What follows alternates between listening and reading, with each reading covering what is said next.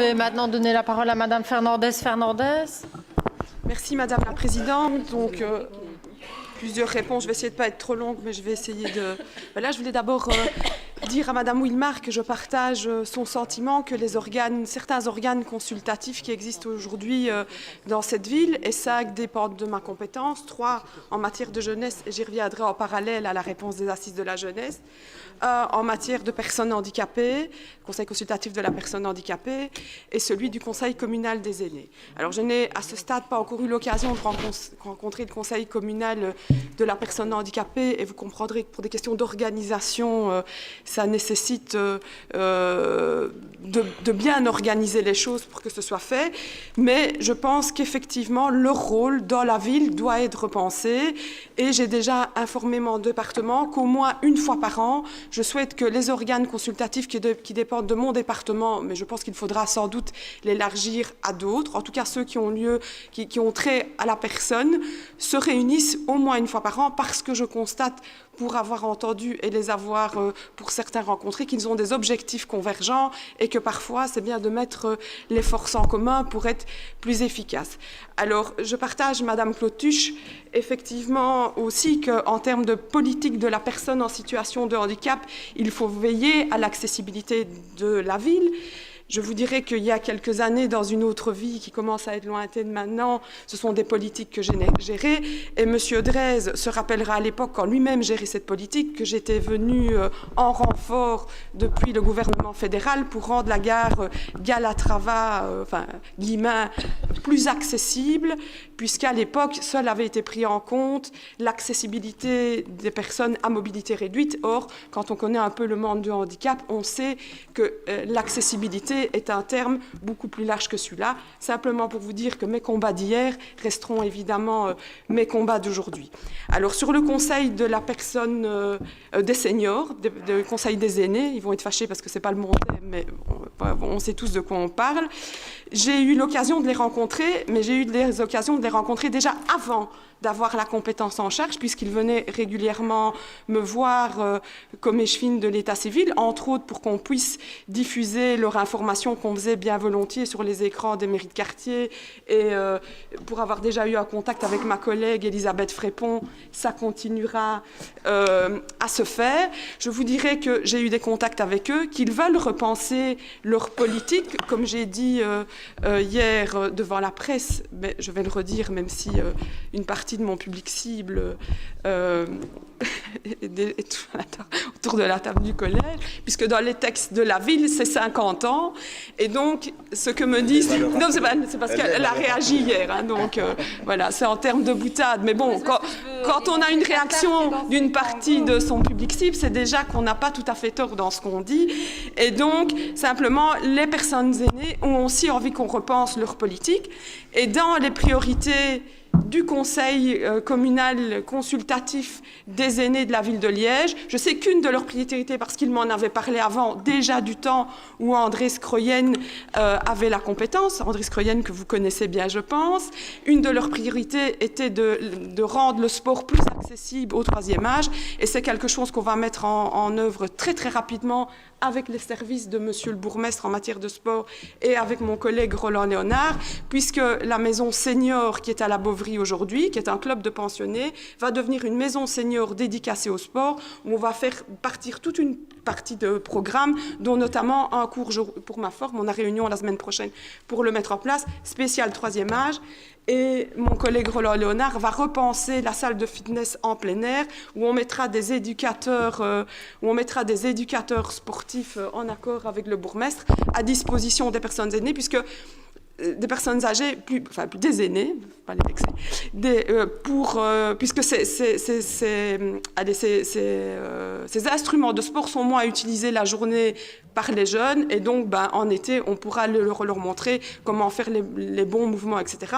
puisque c'est du sport finalement peu coûteux et on sait les difficultés financières qu'ils peuvent avoir. Alors j'en reviens au conseil communal des jeunes, des enfants et la CIGE, qui est le Conseil des intervenants de la jeunesse et de l'enfance de la ville de Liège. Je vous dirais, Madame Wilmar, que j'ai décidé, et j'en ai déjà informé mon département, que le Conseil communal des enfants et le Conseil de la jeunesse ne soient pas renouvelés cette année. D'abord parce qu'on est fort juste avant le mois de juin et que je pense qu'il faut bien faire les choses, et que j'ai souhaité, et j'ai déjà demandé à mon département, qu'on repense ces deux conseils comme étant des vrais conseils consultatifs et participatifs, parce que selon moi, ils ne répondent plus aujourd'hui aux demandes que j'entends de participation, et j'entends évidemment les jeunes dans la rue, mais j'en entends beaucoup d'autres parce qu'ils ne sont pas tous dans la rue pour différentes raisons, pour repenser le projet, pour que ça devienne de vrais organes consultatifs, encadrés. Et donc nous allons participer dans cette réflexion que sont les assises de la jeunesse, et je vais en dire deux mots tout de suite, aussi à repenser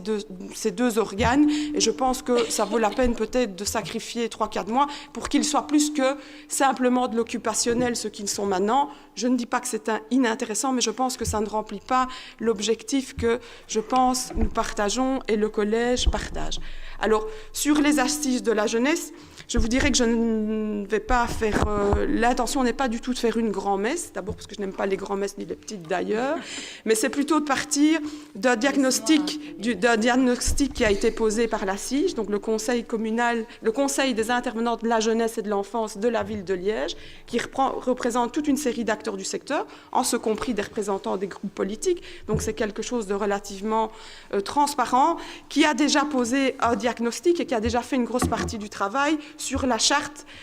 jeunes admis que la ville de Liège a signée. Donc je pense que ça ne sert à rien de repartir d'une feuille blanche. Un diagnostic a déjà été posé, et dans le diagnostic, je vous dirais qu'il y a repensé les statuts des maisons de jeunes, où je pense, parce que la matière homme-femme est aussi une transversalité, qu'il faudra à un moment donné à rendre paritaire aussi les conseils de jeunes. Si on veut à un moment donné que les maisons de jeunes s'ouvrent aux femmes, ce qui est une difficulté, il faudra bien donner des impulsions, même si je ne suis pas une fan des quotas, mais je pense que ce sera une mesure concrète qu'on pourra appliquer très vite, où le secteur est demandeur. La CIGE demande aussi plus de transversalité et de collaboration dans les administrations de la ville, mais aussi avec mes collègues échevins. Ça fait partie du diagnostic, on va y travailler.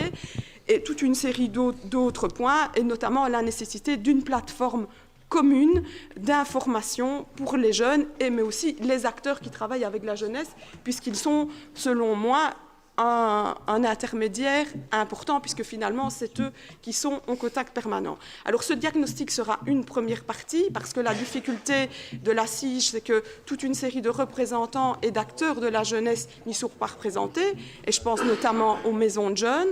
et je pense aussi aux syndicats qui représentent les jeunes. Je pense qu'ils doivent avoir aussi leur place et leur mot à le dire. Et donc, on va faire ces assises de la jeunesse. Je ne sais pas si le terme est bien choisi, mais je pense que quand on dit ça, on comprend tous de quoi on parle. Faire ça en deux phases, avec une première partie, un espèce d'état des lieux, qui, selon moi, dont l'un des objectifs politiques pour moi est de retisser du lien de confiance entre les acteurs de jeunesse et la ville, mais aussi entre la ville, le monde politique que nous sommes tous et les jeunes, parce que je pense qu'on est tous d'accord pour dire que là-bas, il y a quelques difficultés. Et une deuxième phase, après que cet état des lieux soit fait, après que ce diagnostic ait été posé, et je vous dirais qu'en parallèle, sur les dispositifs de proximité, puisque tout est dans tout, on va aussi poser des diagnostics par zone, voir s'il faut les élargir, les diviser, voir si ça correspond encore bien en termes de travail de proximité à la Liège tel qu'il est aujourd'hui par rapport à quand ces zones ont été réfléchi il y a quelques mois. Et donc, quand ce diagnostic sera posé avec les acteurs de la jeunesse, avec certains intervenants jeunes qui seront amenés, alors nous ferons une consultation des jeunes. Mais j'ai envie de vous dire de tous les jeunes, parce que s'il y a une phrase que j'aime beaucoup, c'est une phrase d'André Malraux qui dit qu'il ne croyait pas en une jeunesse qui n'arrivait pas dans la vie sans un cri de colère. Donc je pense qu'il y a aujourd'hui des cris de colère qui sont exprimés, certains qui sont plus silencieux, et ceux-là aussi, je pense qu'on se doit de les entendre, parce que tous les jeunes ne vont pas manifester pour plein de raisons, et ceux-là aussi, je souhaite qu'ils soient entendus et consultés. Et donc on fera une consultation quand on se sera fixé quelques objectifs avec ces acteurs de terrain qui connaissent les jeunes mieux que personne. Et donc, je pense qu'il serait dommage de refaire un travail et de se priver de leur expertise avec, j'espère, pouvoir transformer ces cris de colère en espoir, et ça, je ne doute pas que nous y travaillerons ensemble. Et un dernier petit mot, c'est sur les objectifs que vous dites figés en politique de jeunesse. Ils ne sont pas figés, mais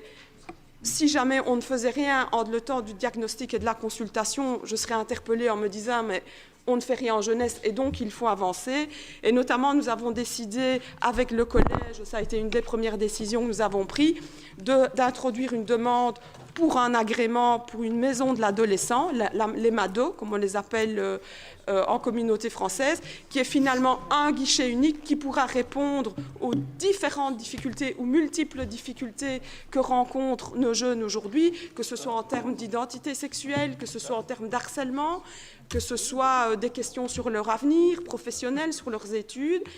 des questions que se posent les jeunes, que se posent aussi leurs parents, parce que je pense que l'accompagnement est important, mais aussi que se posent les professionnels du secteur. Donc nous avons déjà eu la première inspection pédagogique, elle est en bonne voie, je pense que le projet est accueilli de façon positive, en sachant qu'en plus on a un centre d'information qui est le centre J, qui est important et sur lequel je pense à un moment donné il faudra penser à déposer aussi une reconnaissance, mais on va faire chaque chose en son temps. Mais donc, pour vous dire que mon idée est bien que les jeunes soient associés au processus, mais je pense qu'avant de les associer à un processus de consultation pour qu'il soit efficace et pour qu'il touche bien tous les jeunes, on ne peut pas